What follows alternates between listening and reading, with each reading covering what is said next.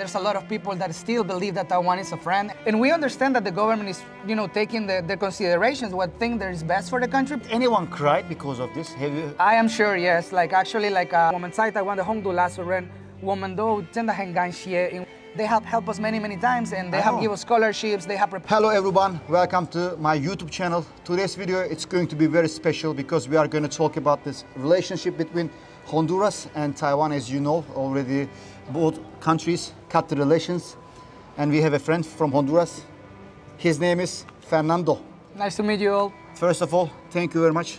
Thank you for inviting me. I'm so happy to have you here, and want to ask you the same question. What happened between your country and Taiwan, and then everything is gone?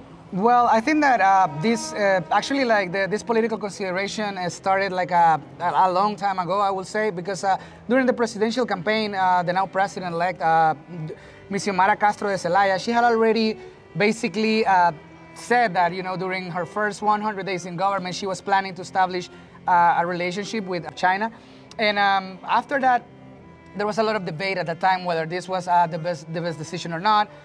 Some people was throwing in the consideration of what could happen with the relationship with the U.S. because we have been very close to that government, and whether this decision will be something that they will be against or not. Mm-hmm. So after the election, there was not a lot of discussion about it. This happened when happened this thing? It was almost around 2 years ago. 2 years ago. Close to 2 years ago during the presidential campaign. She said that in one of her speeches, yes, she had already said her intention was to do this. So, but then when she took office, the vice president of Taiwan actually came to the inauguration. A vice president of the United States also came to the inauguration. Okay. So there was a lot of calm regarding that topic. Many people, including me, thought that the relationship was stable and that it would be maintained. And then it stayed like that for basically all last year until at the beginning of this year. There was a meeting between the ministers of foreign affairs, between Minister Reina from Honduras and the Minister of foreign affairs from China in Brazil. They met there because last year, right? Last year. Yeah, this year actually. This year. Yes, it was around January, and it was because the presidential inauguration of President Lula in Brazil. Okay. And that's where they met. And the news that were reported at the time, it was that during their conversations, basically Honduras was asking about the possibility of the Chinese government or the Chinese institutions to finance a hydroelectrical project that is called Patuca 2. Mm-hmm. And basically that project.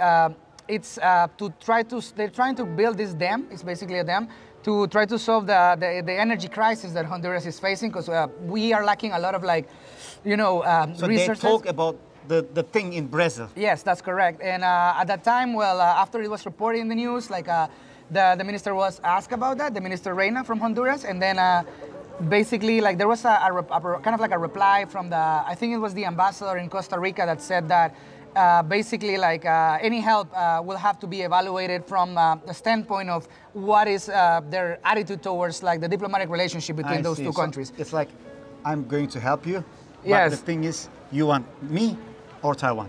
I so think you have that to decide, yes. I mean, I don't think that it was publicly spoken like that or reported. I know, but maybe behind the But yeah, it's something that probably happened, and it's something that that I think that's how people interpret it.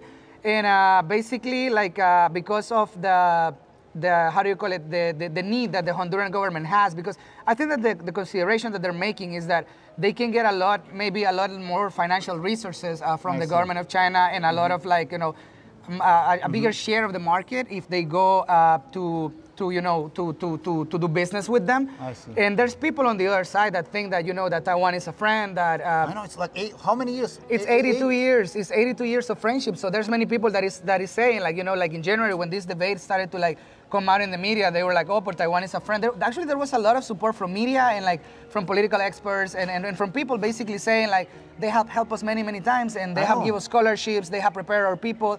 They're friends. So actually, we both came with the scholarships. Yeah, I came with a scholarship as well. And I couldn't tell you what's the percentage of people that is pro and against, but I can tell you that it's a very divided decision, and that there's people on both sides. I see. And that basically the considerations that the government is making is probably what's best to get more resources to fix many of the issues that we have. But there's a lot of people that still believe that Taiwan is a friend, and that that we are as brothers, you know. I know, because it's maybe mainly more about, as you know, like countries are looking for benefits. Right. You know what I mean?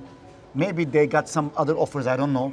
They want to choose China for their future. What was the effect on the students? Well, I mean, basically there was a lot of panic and fear because like many of these students, like of course, like these students were not asked about this decision, and you know they came to Taiwan leaving their families behind, leaving their friends behind, leaving everything that they knew behind.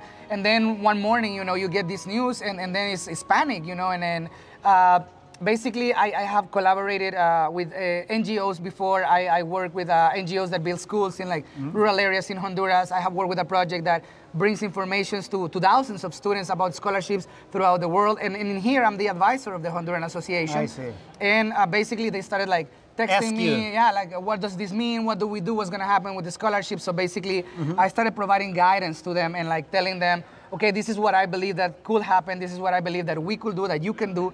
And we have contacted like some, universities that have already expressed their willingness to help these students. And I would like to. That Taiwan said, okay, no problem. I'm going to help you. Yes, right? Actually, like I want to thank publicly like the Taiwanese government and the Taiwanese people for being so kind and so gentle, because the Minister of Foreign Affairs has already said in the press conference that they're gonna let the students finish their semester, which is already great, because there's around like 40 students that are about to graduate, and for them, they will be they will be allowed to finish their programs, and then they can go back to Honduras. And for the rest of the people that is still there, like this gives us some time to try to find solutions. They can some Taiwanese universities have expressed their willingness to provide support. Yes, in some of them, offer like a tuition waiver. Some of them some kind of financial support. Right now, some of them have not really replied, but like we're talking to them, and also we're trying to talk to the government to give this opportunity to students that really want to stay in Taiwan, because some of them have been here for like 2, 3 years, 4 years, like they don't want to go back. They love here. I have met so many Honduras people. They love to be in Taiwan. Yeah, and it's like it's a matter of like they feel that this country has been very nice to them. Like I said, I owe everything that I am to Taiwan, and even this decision is not something that I can change. It's not something that it was asked to me, and we understand that the government is taking the considerations, what thing that is best for the country. But these students should also be given the chance of deciding what is best for them, because like many of them really love Taiwan, and many of them are trying to, even if they cannot get like the same scholarship that they had before, they're still trying to find ways to stay here, because it's not only that they want, it's also the consideration that some of them are very advanced in their studies, and like leaving and having to start over again means years of their life that are never gonna come back. And for the students that are finishing like their year of Chinese, they will have to learn to how to read and to write again, because like in China they use like simplified, and in here it's traditional Chinese. It's time. It's time. It's effort, and really it's like it's better if it's like an option and not really something that they are that they have to do, because there is no other option. Did anyone cry because of this? Have you? I am sure, yes. Like actually, like some of them, like when they called me, like I could hear their voices breaking. I heard some crying because they don't want to go. It's not so much like at the beginning it was not so much, because at the beginning they didn't even know that this was an option. Remember that this thing of going to China just came like 2 days ago, I think. You didn't know that like a couple of months ago. You didn't know this gonna happen. Yeah, and even when they announced the rupture, they still didn't know that there was like there was gonna be an offer from China to go there or anything. At the beginning, it was just they were crying out of panic, of not knowing what to do and not knowing what's gonna happen, and their parents were also like very freaked out, because of course, like imagine like having your son on the other side of the planet and then not knowing what's gonna happen to him. What could be worse for a parent than that? Oh, and they cannot come here because cannot come here. They don't have the resources to do that. Families, yeah, there are some of these scholarships were given to students from very low income families. Some of them, I have heard from students, my mom didn't even finish like elementary school. She only made she got to 9th grade, and that's it. We have a parent that doesn't have a leg, and that he has to work the fields even so, because he doesn't have any other way like his kid is here. His kid is here thanks to a scholarship that Taiwan gave him. He cannot even dream of coming to Taiwan under this situation, and there are many cases like that. I'm really so appreciate.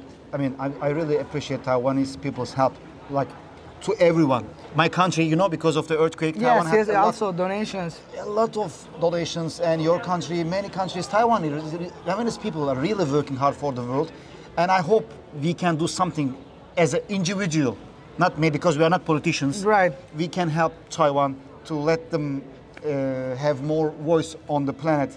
And also, you are living here for 8 years. Yes, that's correct. Like, we are also, I mean, feel ourselves like Taiwanese after some time. yeah, no, of course, and you know, like for me, like I said, like this is a super sad decision, and it's something that, you know, like it shook me to my core, and I was like, you know, like I was like, you know, I just felt hopeless because like I said, like I understand that, you know, like the decision that the president is making is probably being taken, like, you know, to favor the Honduran people in general, but as somebody that loves Taiwan, of course, this decision for me is very sad. I know. So, and I know many students here feel the same way. And you know, like you said, I came here with a scholarship, you know, Taiwan ICDF. Then I started working. Then I got a scholarship again to study Chinese from the Taipei City government. And now I've been working 3 years in Solomon Technology Corporation as a senior project manager. They work with artificial intelligence and technology. And I couldn't have dreamed of having, like, you know, this kind of life if I would have stayed in Honduras. Taiwan changed my life. Taiwan changed my life for good.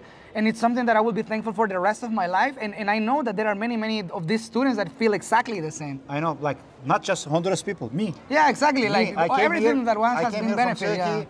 And Taiwan gave me scholarship, and now I have my family, I have my kids, I have a life here, I have a family, I have, you know, I have my, I mean, many of my achievements happen in Taiwan. That's why I want to ask you many questions about and share your feelings. Thank you very much. Would you like to say something to Taiwanese people in Chinese? Because 他会讲中文，但是这次影片比较舒服，让他讲英文比较多。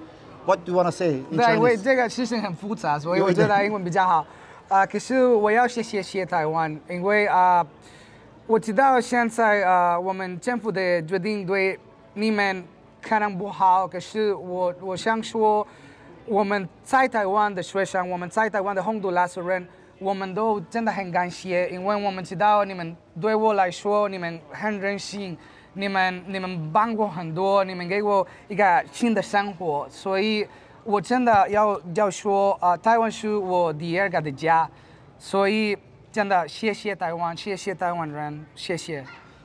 I thank you， 谢谢你，谢谢你，各位朋友们，我非常感谢 Fernando 带来的资讯，从他的角度看这件事情，我相信很多台湾的朋友当然会难过，但是呢，我们还是要看未来，未来我们还有很多的机会，一定要跟世界接轨，要多多交流。